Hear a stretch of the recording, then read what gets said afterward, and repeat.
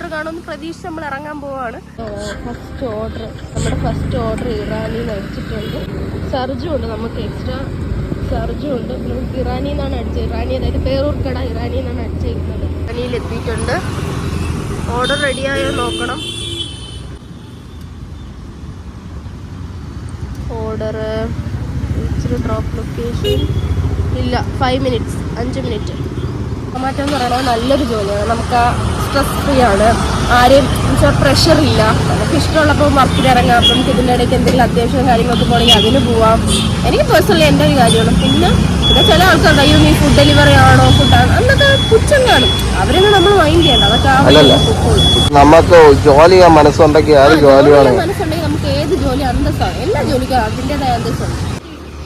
Ready കൊടുത്തില്ലായിരുന്നു. അവര് ready കൊടുത്തില്ല, late ആയി റെഡി കൊടുക്കുക. എങ്ങോട്ട് ഓർഡർ? അങ്ങോട്ട്